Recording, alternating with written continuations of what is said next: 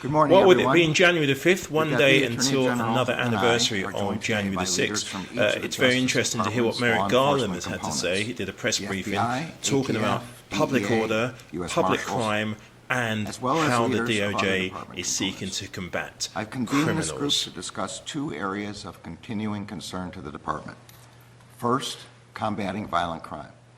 And second, prosecuting and deterring those who would criminally threaten public servants, including law enforcement personnel, members of Congress, judges, and election workers.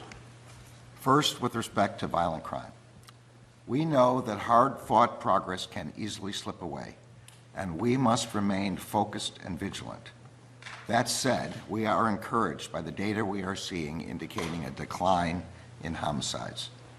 The FBI has reported that the number of homicides fell over 6% nationally between 2021 and 2022. And the Major City Chiefs Association has reported a double-digit decrease in the number of murders across 69 major cities through September 2023 as compared to the same time period during 2022. This is not a time to relax our efforts. We have so much more to do. In May 2021, we launched our violent crime reduction strategy aimed at addressing the spike in violent crime that had occurred during the pandemic.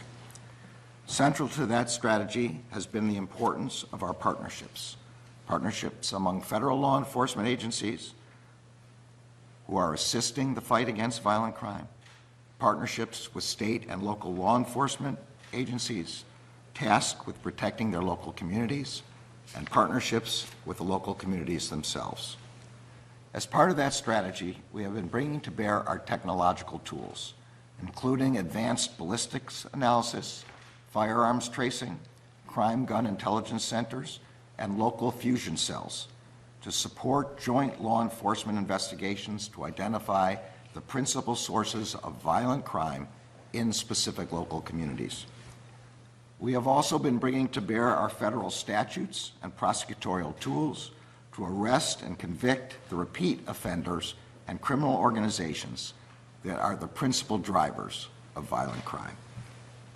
In addition, we are making good use of the bipartisan Safer Communities Act of 2022, known as BISCA, which expanded our authority to prosecute firearms traffickers and straw purchasers who buy guns for those barred by the law from possessing them. We have already charged over 300 defendants under that authority. And we are continuing to implement the enhanced background check requirements of BISCA for purchasers under the age of 21. Today, we are announcing that in the 19 months since the Act's passage, those checks have already kept 527 firearms out of the hands of young people who are prohibited from having them. We have also been utilizing our grant-making authorities to support the local anti-violence initiatives being led by both our law enforcement and our community partners.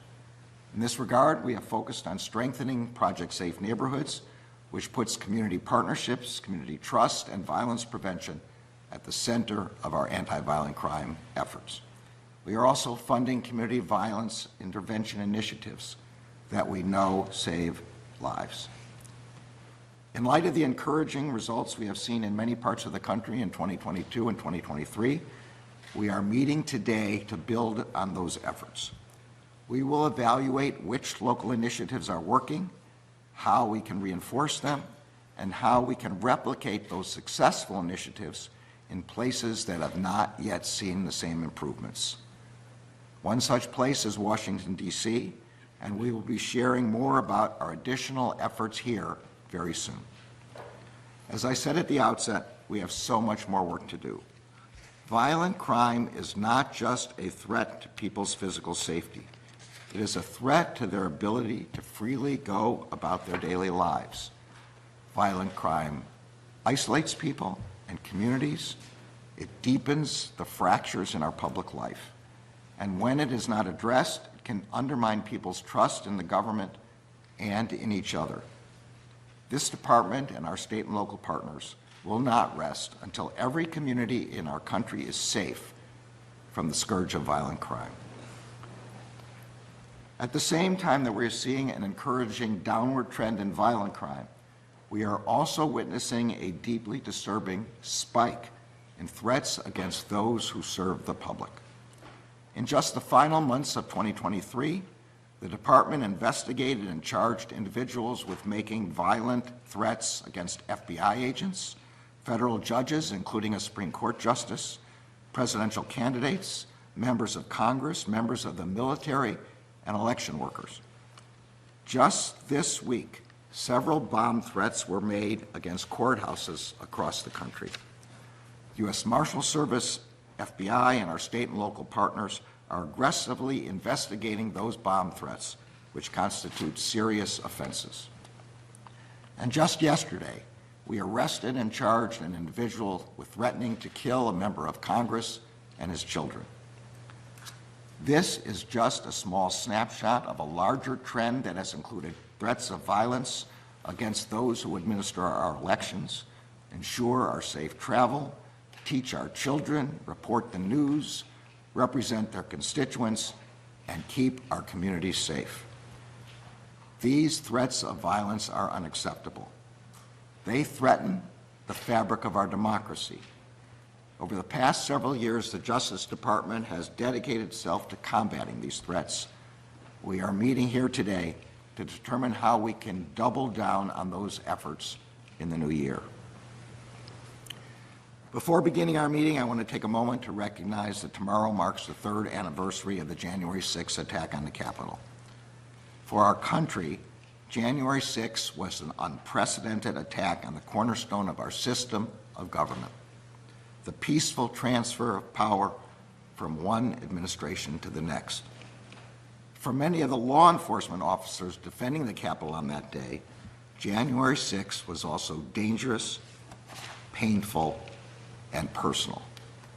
On that day, officers were punched, tackled, and tased as they defended the Capitol and those inside.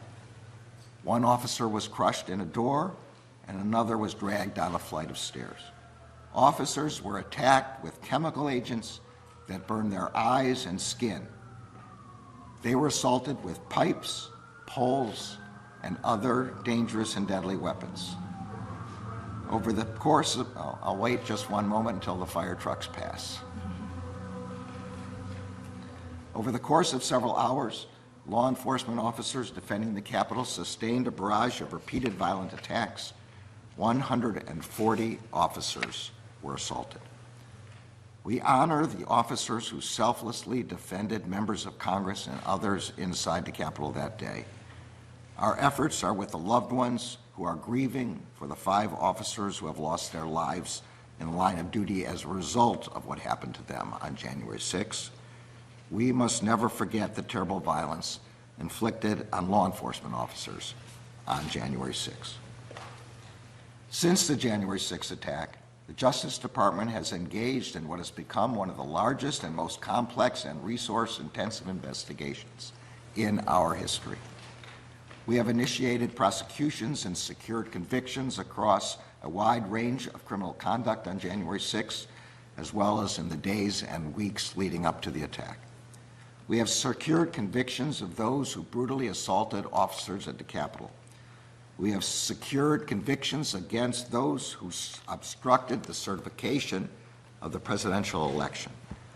We have secured convictions of leaders of both the Proud Boys and the Oath Keepers for seditious conspiracy. So far, we have charged over 1,250 individuals and obtained over 890 convictions in connection with the January 6th attack. Our work continues. As I said before, the Justice Department will hold all January 6th perpetrators at any level accountable under the law, whether they were present that day or were otherwise criminally responsible for the assault on our democracy. In the ongoing January 6 investigations and prosecutions led by U.S. Attorney for the District of Columbia Matt Graves and Special Counsel Jack Smith, the Justice Department is abiding by the long-standing norms that ensure our independence and the integrity of our investigations. We are following the facts and the law wherever they lead. We are enforcing the law without fear or favor. We are honoring our obligation to protect the civil rights and civil liberties of everyone in our country. We are upholding the rule of law, and we are protecting the American people. With that, I'd like to turn over the meeting to Deputy Attorney General Lisa Monaco. Share any words you may have. Thank you very much. Good morning, everyone, and thank you, Mr. Attorney General. The Justice Department has no higher priority than keeping our communities safe. The law enforcement agencies represented here are essential to that mission, and I am proud to serve with them. Since the start of this administration, this department has been laser-focused on targeting the most significant drivers of violent crime, with gun violence at the very top of that list. Our strategy is data-driven, and it focuses on doing what we do best, acting as a force multiplier with our state and local law enforcement partners who, after all, are on the front lines of the fight against violent crime, and deploying technology and other tools, cutting-edge tools, to go after the individuals most responsible for crime in our communities. We're seeing returns on our efforts. After a peak during the pandemic, violent crime is on a downward trajectory, as the Attorney General discussed, including double-digit drops in homicide rates across many major cities in this country. But communities across this country are still coming together in grief because of the devastation of gun violence, including just yesterday in a school shooting in Iowa that claimed the life of a 6th grader. We must continue to do all we can to reduce gun violence and protect the people we serve. Now, crime gun intelligence, the ability to trace the guns and the ballistics from crime scenes and to identify the most prolific repeat shooters, is integral to our strategy, and it has been a game changer. That's because crime gun intelligence allows us to take those repeat shooters off the streets, to drive case closure rates up, and to drive violent crime rates down. Working with our state and local partners, the ATF is now tracing more illegally deployed firearms than ever before. With a database of over 6 million pieces of ballistics evidence, ATF has generated more than 800,000 investigative leads. These investigative leads help solve violent crimes and make our communities safer. We're committed to making ballistics and gun tracing and other crime gun intelligence tools available to every law enforcement agency in the country, from the smallest towns to the biggest cities. Taking crime gun intelligence from a violent crime scene should be as standard as taking fingerprints from a criminal. Now, crime gun intelligence has also enabled us to maximize the benefits of the most significant gun safety legislation passed in the last 30 years, the bipartisan Safer Communities Act. Among these common sense steps, this law enables the FBI to conduct enhanced background checks for prospective firearms purchasers under the age of 21, as the Attorney General mentioned, and over the last year and a half, these enhanced checks have kept 527 guns out of the hands of young people prohibited by law from possessing them. It helps the department also crack down on black market gun dealers who peddle deadly weapons and to increase prosecutions for unlicensed firearms dealing by 60% since 2021. Our intelligence-based violent crime strategy is also delivering in terms of arrests. Over the last year and a half, the U.S. Marshals Service has deployed crime data to target its fugitive apprehension efforts in areas with the highest violent crime rates. And then, working with our state and local partners, they've arrested more than 6,700 of the nation's most violent fugitives, again, making our communities safer. So it's by working in tandem with our state and local partners that we can move the needle and continue this downward trajectory that we're seeing in the violent crime rates across the country. Just yesterday, our U.S. Attorney in Maryland announced that homicides in Baltimore dropped by more than 20% this past year. thanks to strategic law enforcement initiatives and to community partnerships.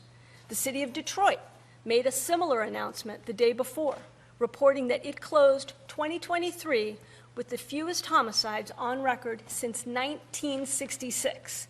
That's in over 45 years.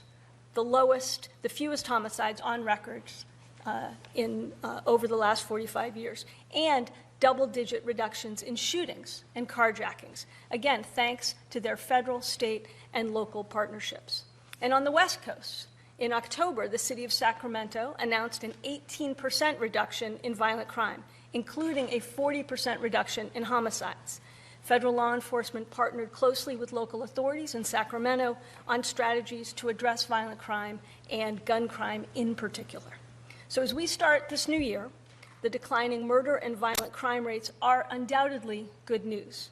But while the trends are broad, they are not uniform. So we cannot and we will not relent. To the contrary, we need to double down on what works. That means more joint federal, state, and local efforts to target violent criminals, more investments in putting more cops on the beat, making more cutting-edge crime gun intelligence available to as many of our partners as possible, disrupting every aspect of the violence-fueled fentanyl supply and delivery chain, stopping the spread of ghost guns and devices like Glock switches that convert firearms into weapons of war, and of course, investing in our partnerships with state, local, and tribal law enforcement agencies across the country. The strategy is paying dividends, so we need to maintain our momentum.